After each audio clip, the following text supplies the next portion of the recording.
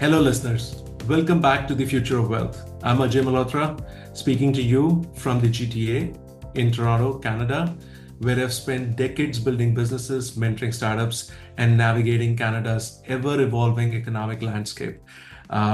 Today is a crazy day for all Canadians with our Prime Minister Justin Trudeau sending in his resignation. With me today to debate this topic, to talk about it, to talk about whether Canada is becoming the 51st state, whether Canada is going to have enough resources to defend itself, is Alban Jerome. You guys know Alban Jerome very well. Over to you, Alban. Thanks, Ajay. So, hi, everybody. I'm Alban Jerome, a General Partner at Tacenda Capital. We are a venture capital fund based here in North Vancouver. We support a lot of early stage startups. I personally bring in about a decade of experience in startup and strategic growth. And today is a very interesting topic because um, 2025 has barely started and there are massive changes both in the US and in America in terms of the politics, in terms of the economy, and big positive changes in the way we look at how wealth is going to be built in this particular year.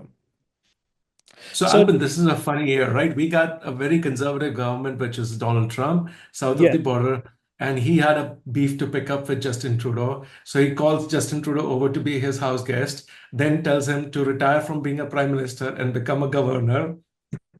And typical to Justin Trudeau, he I don't know. He's the prime minister. We should have all respect, but he puts his tail between his legs, comes back to the country, and and then a few weeks later, he puts in his resignation. Now, his resignation is also a very complex equation, right? It's not just that he's resigned and okay, we're going to have a new prime minister now. No, he's resigned as the chief of the party, as the party leader, which means now there's a whole process of re-electing a party leader within that particular party, then a vote of confidence to figure out whether that party leader passes muster. And when that doesn't happen, and then the whole government falls, then is when the Governor General will call an election. exactly. And I think a lot of people forget that Canada has a prime minister and not a president. So, Justin Trudeau's resignation as party leader de facto means that he's stepping down as leadership of the prime minister and he's right now just a caretaker of the entire government till a new leader from his own party steps up. And Ajay, you've been here for quite a number of years. Do you feel like this is going to bring in a strong leadership change within the Liberal Party, or you think it's a change for the Conservatives to come into power, and that the next 2 months is just both parties building a momentum for the general elections? I think it's just building momentum for the general elections. Listen, he did tap Mark Carney for being his finance minister. That guy rolled with it for a bit, then said no. Now there's some rumor that he's looking at the leadership race. So Liberal Party itself is very fractured at this point. And that's very true for Democrats south of the border too. They've been decimated as a party. I believe what Justin Trudeau's done over the 8 years has completely decimated Canada as a country and completely decimated his party, the Liberal Party. The but people shouldn't write Canada off as such, is what I keep telling people, because Canada has the largest amount of natural resources, the second largest land area in the world, a lot of navigable routes up north, which are within part of Canadian local borders and or Canadian territorial borders. And so overall, the country is very strong. I think there were a few major mistakes made under Justin Trudeau, which was a wave of neoliberalization, which talked about, hey, listen, crime isn't bad, no person is bad, everybody should have the liberty to change their sex whenever they want, right? And if you don't get good drugs, we'll supply you good quality drugs, we'll test your drugs, while at the same time a genuine taxpayer is being penalized by not even having access to standard medical health care, right? So there was a whole kind of conundrum all over the world. UK is dealing with that, with all the what, 1 million plus rapes reported in UK on young teens, right? So and the entire corrupt political base was just keeping it under wraps. And not just that, they were participating in them as well. Right. Exactly. And And it's a now they, horrible situation when crime is, it's not even like ignored, it's been encouraged to get away because people want to rehabilitate people, right? I mean, uh, don't get me wrong, I agree that you should wage war on crime and not necessarily on people who are making survival crimes, right? Like who are really in the middle of poverty and such. But I think funding the police is important. Funding infrastructure to keep the tax-paying citizens' life easier is far more important than worrying about different elements who are being disruptive to society at large. absolutely. I find that Canada takes that very narrow but very wise Goldilocks path. Hmm. It's not as liberal neocons in Europe. It's not as regulatory as the neocons in Europe have made it to be. As well as it's not very aggressive and forward-leaning and innovative and cutting edge, perhaps to some extent, as United States. So what happens is it's the younger, but let's say a little bit more mellow cousin to United States, but literally a second cousin to Northern Europe.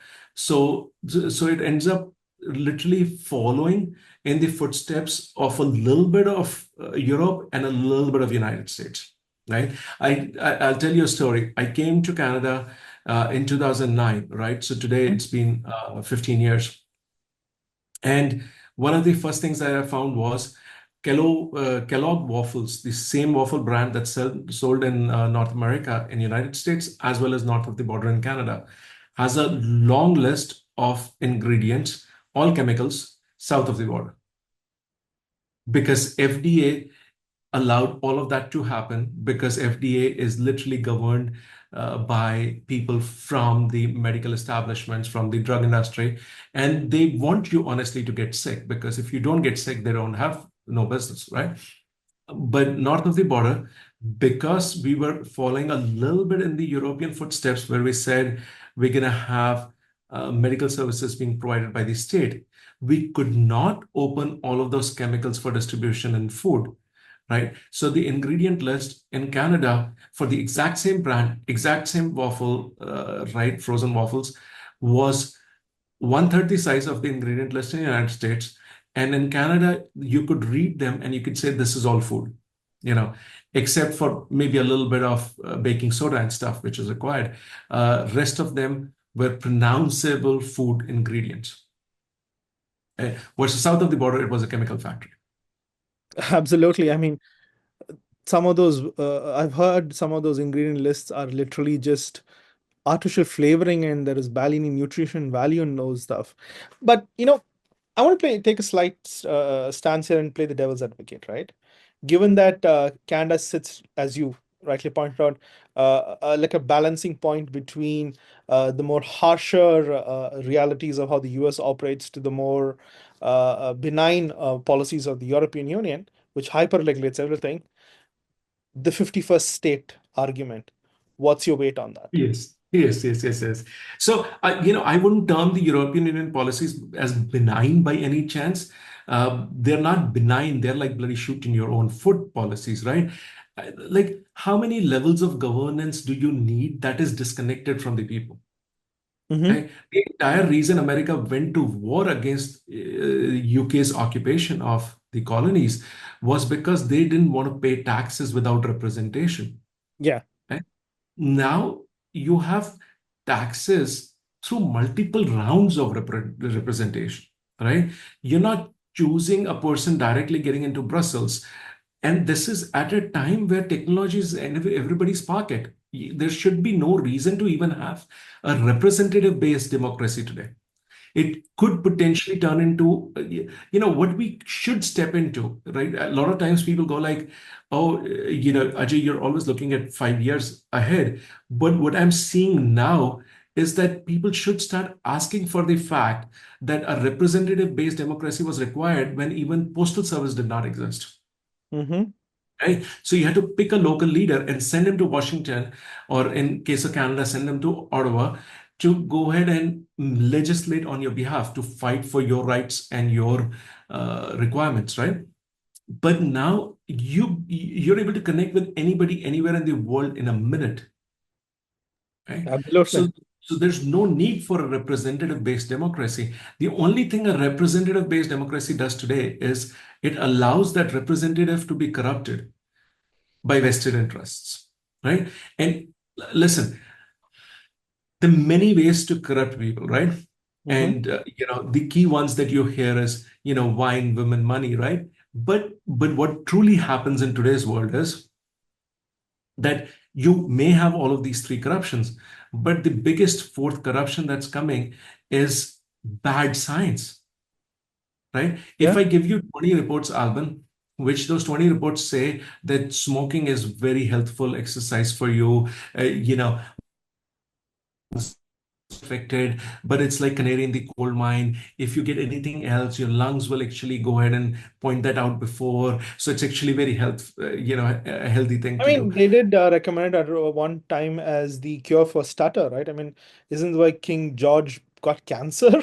Like he was told he had challenges speaking. They said, "Hey, start smoking cigarettes. It'll help you with your ability to speak more coherently." And I mean, the poor man died of cancer caused by it, Whether right? you die out of cancer is a secondary thing, but so you get the point, right? Like a bad science or bad knowledge can affect the most honest of the politicians and go ahead Yeah. and and those guys are elected, they're public figures, they're readily available. So if I am in, let's say, the pharmaceutical industry and I want to peddle bad drugs, what do? I first pay people to write a lot of papers, right? And I may supply them bad data too. I could layer it up, right?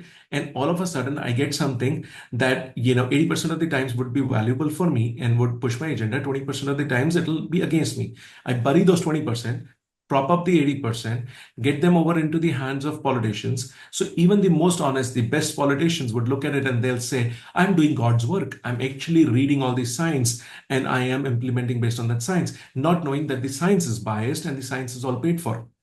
Absolutely. And I think this has been a challenge with a lot of regulatory industries across the world, right? Where our research studies, scientific studies, paid for by industries known to be biggest pollutants. Like, I mean, you had DuPont do it, you had cigarette companies do that for decades, and you have now alcohol companies trying to change the new verdict, right? If you remember, the US recently said alcohol is considered one of the uh, indicators for getting cancer at an early age if you're consuming alcohol on a regular basis. Now, there are alcohol companies funding research to counter that. So, Ajay, the question now comes to with given the way AI has evolved in terms of technology, right? Does this mean we need a better system in place where if a politician is making a decision or an individual, let's like you said, right? Today we're all connected on the world, and let's say in my riding have to reach out to my uh, local MP and I say, hey, listen, I heard there's a pollution that's happening on this part of town, and these are the biggest companies. Can AI play a big role in governance that way? Absolutely, absolutely. So two things that I believe should happen over the next 5 years is we should see a lot of AI in governance, and we're investing in those companies as well, which are going to Yes. bring AI governance to the market, and we should see AI in governance coming mainstream. The second thing that we should see happening is some sort of direct democracy. Maybe US, maybe not US, maybe starts with some other country. Usually, uh, ev- you know, everything has a term, has a period, right? Everything, as they say, there's a time to sow, there's a time to reap, there's a time to be born, there's a time to die. And so I think what we're looking at is the dying time of democracy, Mm-hmm. right? So for the longest time, we were ruled by warlords. Then we were ruled by kings, and then kings decentralized power into dukes and all of that, and that entire middle class of the the upper middle class of nobility came into play, where they managed the world. Then there were many revolutions, and there was a need for there was a need for a newer way to govern ourselves, and there was this whole challenge between socialism and democracy. And at that point, democracy won in the West, and socialism kind of won in the East. And now we're realizing that to some extent, democracy is destined to fail. And once we realize that democracy is destined to fail, we have to look at newer pathways of how to make democratic setups better, how to remove the issues from democracy. And I think we're at that part. So, a representative-based democracy is something that we know of today. And I think we are in the early stages of seeing that concept die. So, Ajay, that's a very interesting point, right? Direct AI and democracy. Would this in turn make it possible for people to delegate AI their ability to pick the right representative by saying, has this representative shown consistently a voting in this favor or not? Let's look at what representatives do, right? Mm-hmm. So one of the things that's becoming obvious to me now is that if you look at UK, there were 14-year-old girls getting gang raped, right? Mm-hmm. And there were all of these gangs that were using them for prostitution. They were using them, and all you have to do is go on X, and there are court cases going on now. So those documents are now public, and Elon at times publishes those documents, and you can see them. And so, so when you read them, it's obvious to you that the politicians actually were literally acting as the mafia and exploiting all of them as potential things that they could sell, right? So then you have to ask yourselves, what went so wrong that a politician that you appoint to take care of you is actually selling you, Yeah, right? And what you realize is that the only job that a politician wants to do is to get reelected, true. right? And what a politician realized, or all politicians in the UK realized, that white people were slowly and slowly becoming minority. All the girls that are getting exploited were white. Mm-hmm. 80% of men and those gangs, rape gangs, were all Muslim men from Pakistan. 80% were from Pakistan, Mm-hmm. right? And in fact, they did try to exploit Sikhs also, Sikh women also, and all the Sikhs got together and they beat the crap out of these gangs. And then they said, okay, don't touch Sikh women anymore, but white women are all open because even their politicians want our Muslim vote, so they would not go ahead and help the white women, and that's exactly what happened, right? Instead of helping their constituents, they actually started raping and pillaging their constituents as well. And so when it gets to something like this, where they're exploiting your kids, right? There's nothing that those bastards would not do, Mm-hmm. right? So I stood up myself to be a politician, and the one is that politicians and baby diapers should be changed very often Yep, and for exactly the same reason, right? absolutely. So so having said that, I think what we realize is that if you have to govern, you have to be an active participant. What Pierre Poilievre, who's one of our leaders and would perhaps be the future Prime Minister for Canada, says is that a democracy is not a spectator sport. It's an active participant sport, right? So we all have to actively participate. Now, what Justin Trudeau's government did was they banned that active participation by going very heavy-handed against the truckers. The truckers were putting forward a genuine point, and what needed to happen from the government was negotiation and dialogue. But instead of that, they started freezing bank accounts. And some Mhm. of our startups are seeing that, right? They are just getting Oh, debanked, and exactly. right. So it's horrible. It's horrible. It's a culture that they started where there's no redressal to it. And a bank can today come in and say, I'm shutting your account down. Thank you so much. Your account's frozen. Go get the hell out of here, right? And there's nothing you can do about it. So there's, that almost feels like there's a heavy, big hand that you can't see, like a deep state, which is doing all of that and orchestrating all of that and making your life miserable.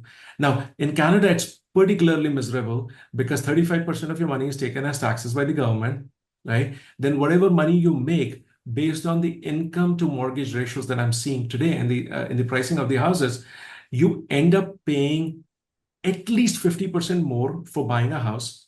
Thereby, 50% of your mortgage is basically a tax. And that's Yeah, a tax because Justin Trudeau's government decided to publish out or print out 8 times more money than the inflation in just his 8 years, right? So there was so much more money flowing through this system that obviously everything got more expensive. No wonder people bought a $500,000 house and that was jumping at 2.5 million. So real estate prices went bonkers 2 times, 3 times, 5 times. And the average, home in the GTA went about 4x in Justin Trudeau's time, right? exactly. So it And was that's the problem of politics that runs on appeasement, right? You're more worried about what your vote bank wants rather than what your government needs. And I think you rightly said, I mean, they've been printing money left, right, and to support policies that did not have any long-term returns. I mean, I remember when I came to Canada, which was of course during the pandemic, a lot of people were just getting money to stay at home. Now, a lot of people thought, okay, great, that this is a good way for people not to get COVID, but that did not have an impact on the COVID numbers. Anything, it had an impact on OD numbers. I don't know if you remember the yes, days where a lot of firemen and cops were being called to apartments where people had OD'd because they got ready cash, and as addicts with no outlets, with no job, with no life, they end up using drugs, and often drugs laced with enough substance to actually kill them before they even got any benefit out of the drugs they bought, which is, I absolutely. One think, of the biggest things, you're 100% right. One of the biggest things that's against the universal basic income, which actually Canada did a program close to Toronto in one of the suburbs. I believe it was London area or Waterloo area, where they ran this universal basic income program for almost a year plus. And what they found was people don't need money, they need purpose, right? yes, They need money to survive, but they need a purpose to live. And so you take that purpose away from them, you actually take their desire to live away. And that's really ugly. That's really bad. I think one of the key things that I've learned from the Chinese is the concept of being productive, the concept of creating productive returns or production, productive factors in their economy. So everything revolves around the CCP mandate of productive factors.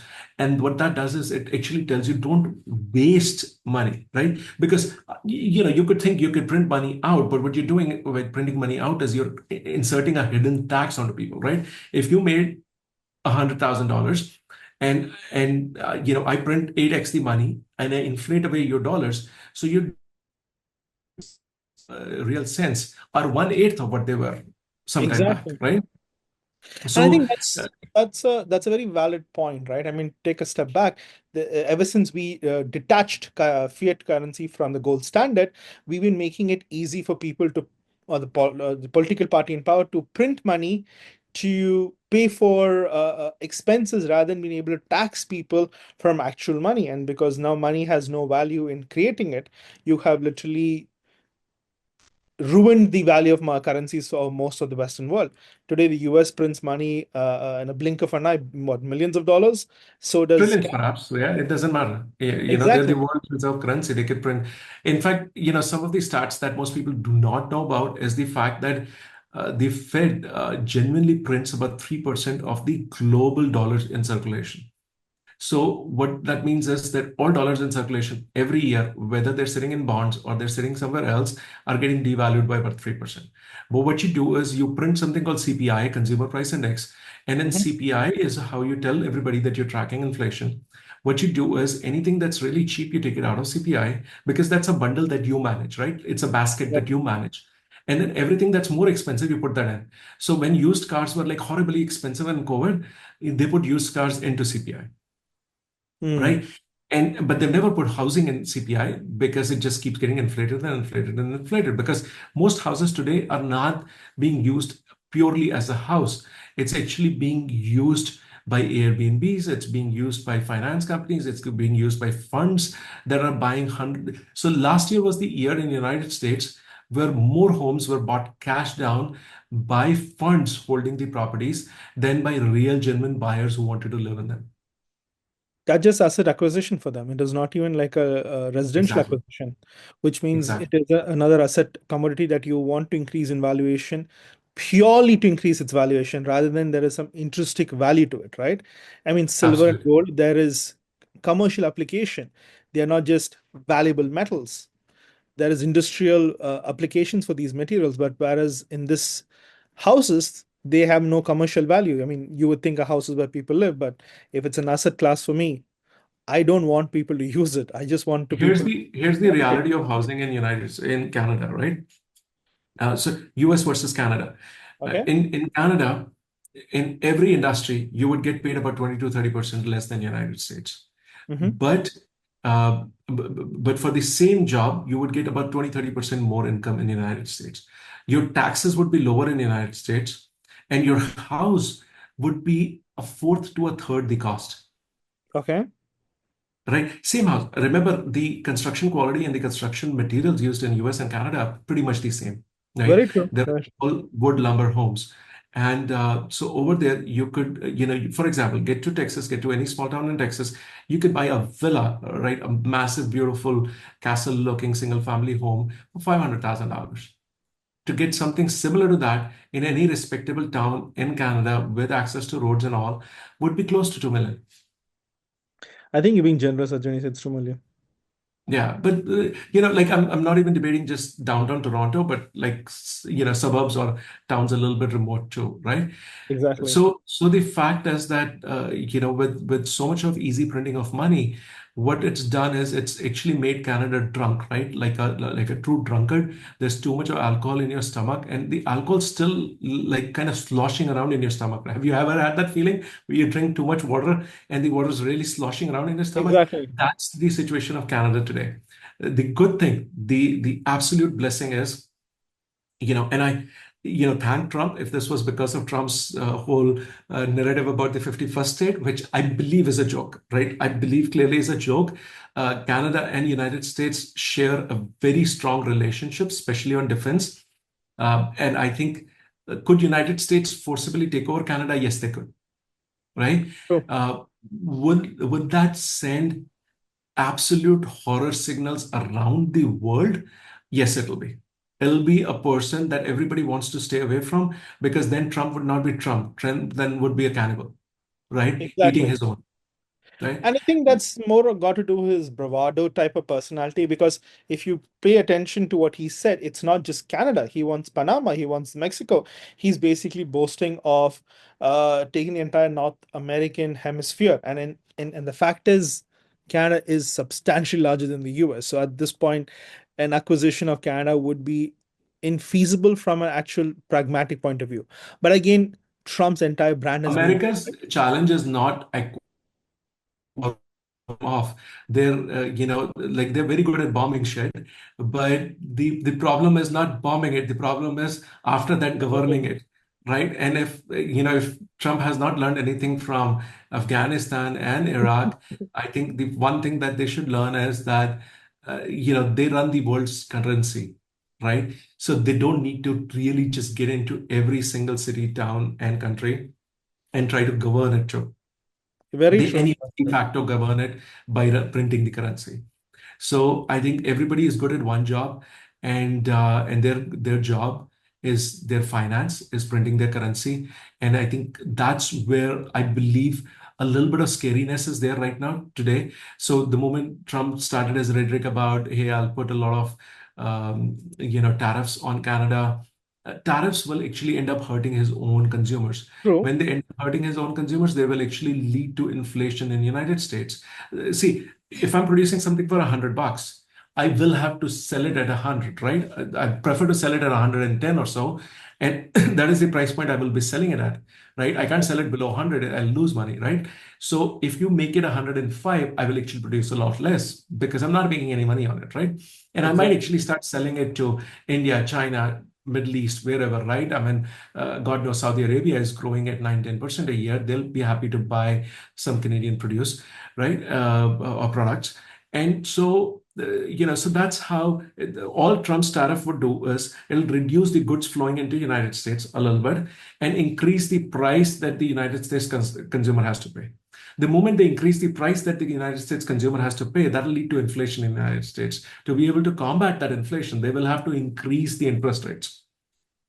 The moment they increase the interest rates, that always shrinks the economy because reducing interest rates brings spending closer to you to today, right? It's a thing that you have to save to and spend future in the future. You say with the lower interest rates, I can afford it today itself, right? That's what interest rates do. So looking at that picture, what you realize is that that entire rhetoric is meaningless, right? Uh, Exactly. I mean, we have what, like 8, 9, 10 billion dollars worth of trade that's happening between these two countries without any issue for the last few decades, right? And if anything, if I'm not wrong, Canada kind of imports a lot from the US too. At this point, the US is on the deficit side in terms of the relationship. Just on some uh, numbers that I pulled up, I think there's something like 67, 70 billion dollars deficit from the US side alone. yeah, so the borders between US and Canada trade about $2 billion every day, right? Yeah. So it's a massive, massive volume of trade that goes between United States and Canada. And the, see, looking at just like people go ahead and say, whose GDP is growing and whose GDP is not growing. And to some extent, a number is just a number without a context around it. Hmm. But what's relevant is that so Canada has been a very good partner to United States, right? We don't have our own refineries. We actually let the United States take our crude to their Yeah. Gulf Coast, refine the petroleum there, and then bring it back. Right now, West Texas Intermediate, is the WTI standard by which all oil trading happens, or there's another similar one in Europe.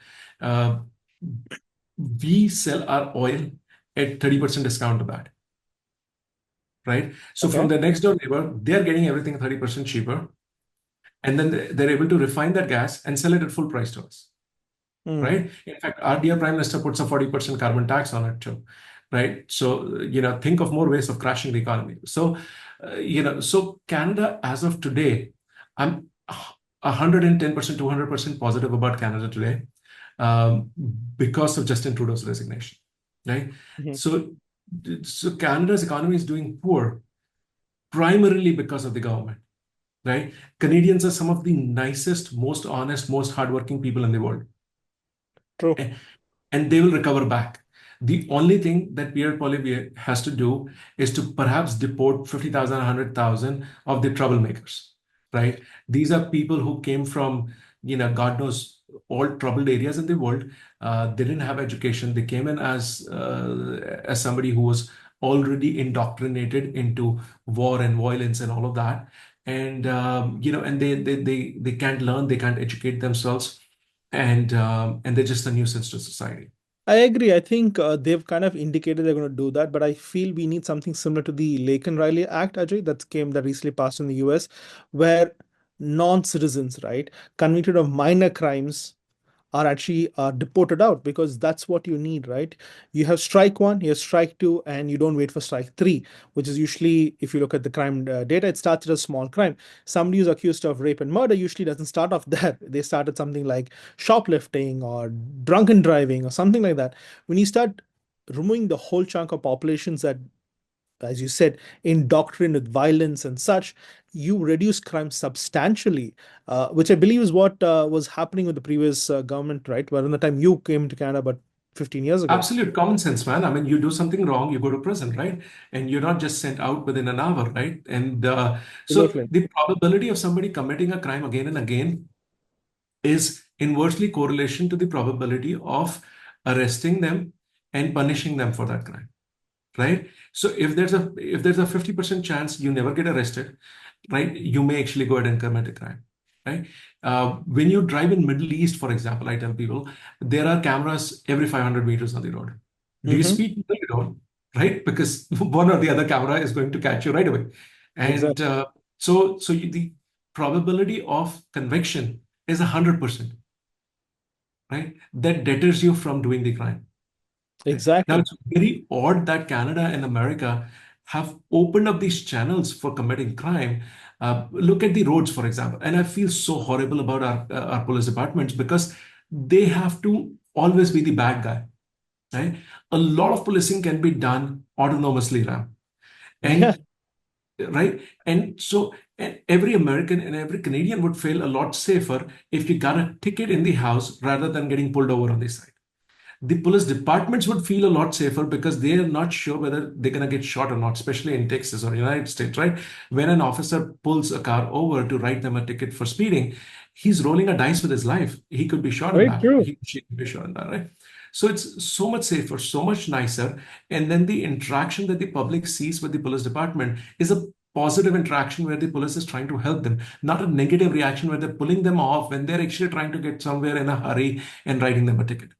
Yeah, and it's also pretty disruptive, right? I mean, everybody slows down to see why the cops pulled somebody else, and that's like a domino ripple effect. The whole traffic, even for like a 3 second delay with the volume of traffic in our cities, that cascades to like 10, 20 minutes of delays down the line. And that I think is often the undersold cost of policing people randomly. Absolutely. And today, Absolutely. your car, you are all registered, you're easy to be fined. And today, you can go ahead and actually set up a social credit system where people who are consistently finding ways to bypass the law or actually don't get the opportunities that there are others who are following the law and get, right? China has Social actually credit is implemented. something implemented that, right? I mean, I think instead of us preaching to everybody that we're Westerners and we have democracy and democracy is the panacea and that fixes everything, I think we can open our minds up and actually start paying attention to what people in the world are doing. And if China has been able to pour more concrete in 3 years than United States did in 100 years, if China has been able to become the strongest country on the planet in some measure, Mhm. um, in a period of just 30 years and has been able to uplift 90% of its population above the poverty line, then I think it's wise to say, yo, this guy's getting everything right, or this guy's getting a lot of things right, right? Let me just pay attention and let me understand what they're doing correctly, and let me see what out of that I can learn. But instead of that, I think we Westerners go back with a mindset saying, oh, we have democracy and we have freedom, which, to some extent, we have none of those, right? So when our Yeah. politicians are corrupt, that's not democracy. That's basically rule of corruption, right? And when we are getting debanked and you're getting pulled over and arrested because you're protesting as truckers, then you have no freedom.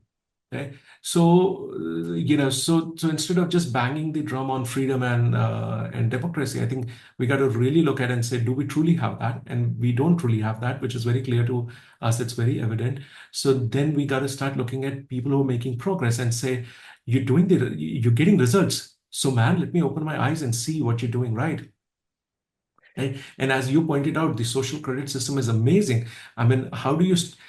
Somebody was telling me that there's some kind of camera that actually looks into your toilet after you come out of it. So to look into your toilet and it sees your face. And if you leave a public toilet dirty, then your social credit is penalized. Right? That's the bloody smartest thing I saw, right? Like I was like, every time I go to a public toilet anywhere in the Western world, I wish that there's an implementation of a system like that, right? Yeah. So, nobody wants to go ahead and see an ugly, yucky, completely destroyed washroom. I mean, that's the thing, right? Civic responsibility, if that's not being enforced, then boasting about democracy is a lost fact. I mean, democracy, Ajay, is not no longer a Western concept. I mean, it didn't even start in the West, for the love of God. It started in Greece, right? And some version of democracy has existed across the world for centuries. That's not a point of pride. It's the how you implement it. How do you truly empower your citizens? Like you said, if you have a social credit, then someone with a high social credit, their opinion or their political standing is far better valued than somebody who abuses their social or their civic duty, right? Yes, If, like, for yes. example, I have this strong belief that if you've never voted in an election, you've never stood and spoken to your local representative about your problems, then criticizing them is a spectator sport. And that is probably the Exactly. worst thing ever to do Exactly. because And anybody that's can what happens to criticize. democracy. Yeah, that's what happens to democracy over time. It becomes a spectator sport. If life gets easier and life gets better, most people go ahead and start watching the Kardashians more than watching what their politicians are doing. And at that point, when you stop watching what your government is doing, is when you lose your country. So Exactly. coming back to 51st state, so what is your opinion as a new Canadian? Is it, and I should call you a Canadian because you are truly a Canadian passport holder. Mhm. So as a new Canadian, um, do you think that Canada should think about becoming the 51st United States? On a very personal level, no, I don't think becoming the 51st American state is going to help us any different than what being the next door neighbor to the US has done. It is just a political talking point because end of the day, there's not going to be massive changes till our changes happen on the local level, which is not going to make a difference either or all, right? So our local ridings in Canada have to change. Our local politicians here have to start being more receptive to what the population needs. I live in, let's say, in downtown Toronto. I need my local employee to solve my problems that's happening in downtown Toronto rather than funding problems halfway across the world. Exactly, exactly. You need politicians that are responsible to you and not just throwing out money to Ukraine where they have some special interests or their people are getting paid out of those or throwing money in Syria or wherever, right? So, I mean, goddamn it, solve your problems first, right? If you're all happy and fine, right? Your people are living in bliss and paradise, yeah, then go ahead and help other people out. Here's the thing, Ajay. My dad used to, his entire career working with non-for-profits, right? And in India, a lot of non-for-profits were funded by overseas organizations, right? Foreign funding. And I can tell you from just personal experience, 60% of the money that gets funded gets lost in graft, right? And the Yeah, yeah, funniest thing, drift. the guy There's signing a the lot check, the guy who's using the money in the grassroots level, they're the honest people. But the remaining people are the ones in the who take middle. the meat of the funding, are people who are just misusing the funds. And that's where I think my problem comes with, whether it's supporting Ukraine or the Israel-Palestine war or anything, because none of the funding actually Ukraine helps is such people. a Ukraine is such a disaster of an issue, and I've had the pleasure of traveling and meeting a lot of Ukrainians. Mhm. Poor Ukrainians who were smuggled out of the country, Ukrainians who served in the military and had their arms blown off or legs cut, and then they, were allowed to leave Ukraine. Rich Ukrainians who left earlier. I had the pleasure of meeting a lot of them, and pleasure of meeting a lot of Russians as well, which I would still call it pleasure. People can leave hate comments if they want, because genuinely people are good people, right? And it's all it's all how you bring them up. It's all the environment that you give them. And Ukrainians are more misguided than anybody else that I ever have met. Right? They have no grasp of the reality of the situation. They have no grasp of the fundamentals. They have no grasp of the history of why this entire thing started. Right? They completely brainwashed by their social media or by their media and completely fed a false narrative to take them into war. But I think that will be a discussion topic for another episode. And our producer should Absolutely. I mean, I think that's a very good point for us to segue into the end of the podcast because one of the things I do want to talk about in our next episode is basically, in spite of the Ukraine-Russia war that happened for the last 3 years, Y- Ukrainian companies and Russian companies still did business with them all the time and made profits. So yes. we should probably talk more Yes. about that, how irrespective of political. So, Alvin, our takeaways from this episode, which was based on the 51st state, Mhm. is, it's just rhetoric, if I'm correctly stating it. It's just something that, Captain Trump decided. And, like he comes across more as a soccer captain, right? As a guy who's like, oh, we're gonna beat them. Let's go, let's go, let's go, right? So, but President Trump talked about, and he wanted to use that to poke fun at Trudeau. Yeah, there's demands of Greenland acquisition, but Denmark's really pushing back against it. So I don't think this is something that's going to happen. I think he's going to use them as leveraging ploys to kind of get the rest of his agenda. And I also, people don't understand how American democracy works. Yeah. Everybody's pulling everybody's leg all the time. So Mr. Trump or President Trump has literally an 18 to 24-month runway. Exactly. Right? And in this 18 to 24-month runway, as capital allocators, what I and Alban can see is that we got the Trump bump in the stock markets at this point. Then every president goes through a little bit of a honeymoon period. So he will get 3, 4, 5 months of honeymoon period.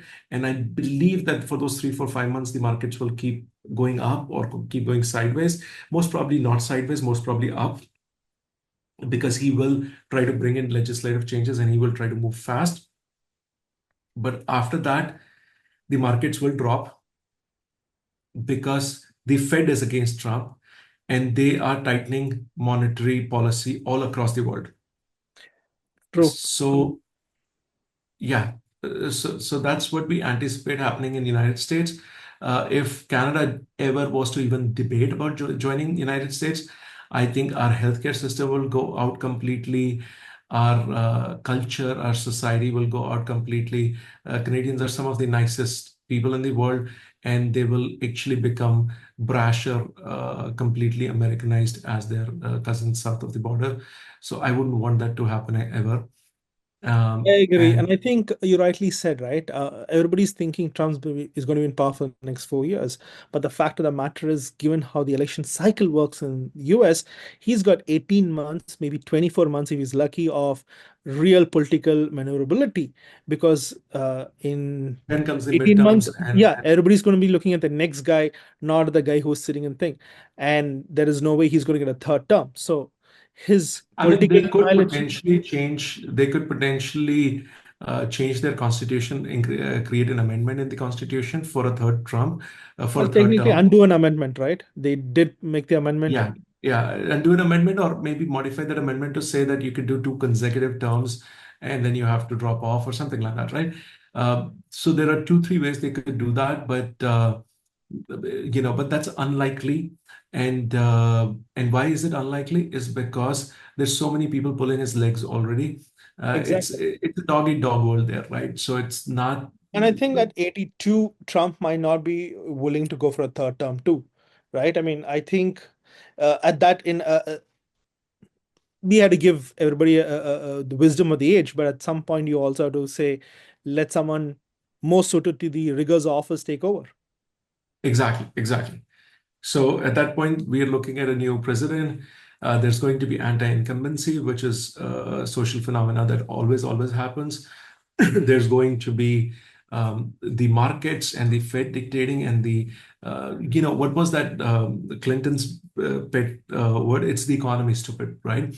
So that's going to be dictating a lot of what really happens in the market and how people feel.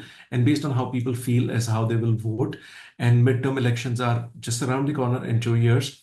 And at that point, Exactly. if they lose the House of Congress, they lose the Senate, anything that they lose, Congress has that election. So they could potentially lose it. They have a very narrow majority there. They lose a few seats, and all of a sudden, they will have such a tough time passing any laws. And there's only so much Exactly. they can do by executive action, right? So Exactly. And I think the whole perspective that people have to keep in mind is Trump is a businessman whose entire sales pitch has been bigger, greater, more power, right? So that's how he enters the room to negotiate a better deal. That's what he's trying to do. As every government signs new contracts with the US, he wants to be in a stronger bargaining position. That's his entire bravado. I don't think he's got either the political will or personal will to acquire a new territory at this time in the global economics in landscape. the global He's economy. just using this as a very good negotiating tactic. And if you're able to understand how he negotiates business, then you understand why he says 80% of what he says.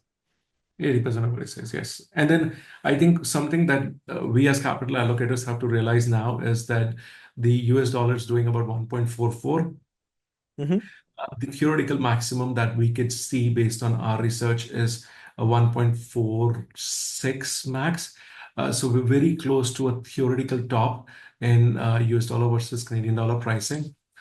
Some of the research that we've read points to as high as 1.51, but we think that's very unlikely. What we do see is a reversal, a strong reversal happening, possibly even, as of today. Uh, because we've technically done a pattern called a double top pattern, people can Google that.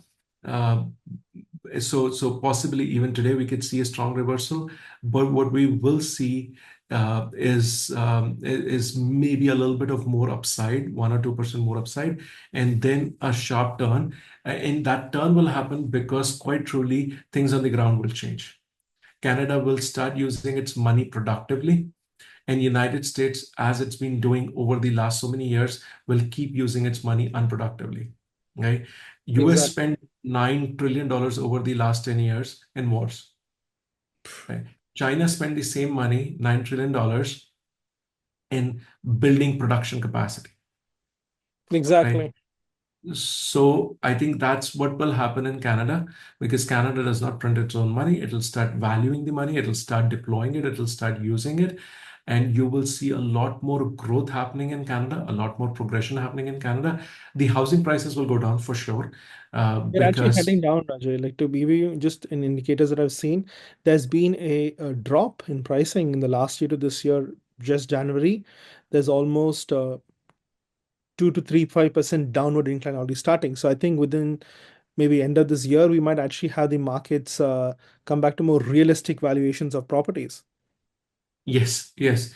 I believe that the properties in Toronto and GTA and the Vancouver area are still at least 50% overvalued, I right? think 50% So is an understatement. It's in some cases a lot more in terms of the livability of the neighborhoods as well. yes. So I strongly see a correction which will, over the next 4 or 5 years, bring the property values down another 50% or so. 40 to 45% is my target point on it. But while the capital assets will be dropping in pricing, the livability would improve in Canada. Your capital today, brought in US dollar terms, will go a lot further because Canadian dollar would rise up in pricing, and as well as the capital deployed in industry or deployed in any productive business in Canada will generate a lot of returns. So I think this is the time that I'm very positive about Canada. I'm literally looking at doubling down on Canada, versus, the Trump can keep saying everything they want to say about the 51st state, but that's not going to happen. Absolutely. And I think that's what a lot of people need to understand, right? Look beyond the rhetoric. Look at what's realistically happening in the market, because political headlines are exactly what they are. They're political headlines. They're good for selling news articles and clickbait. End of the day, you got to look at realistic economic factors. You got to realistically the way the market is moving. I think, Ajay, with that, we should probably end our Absolutely. Thank you, podcast Alvin. this Thank you week. so much. And thank you, listeners, for watching this, for listening to this. Have a wonderful time. We both have to run into meetings, and until next time, invest smart, stay informed, and build your future with intent. Wonderful then. Thank you, Ajay. And thank you, everybody, for listening and tuning into our episode this week. And have a lovely day, everybody. Bye bye. Bye.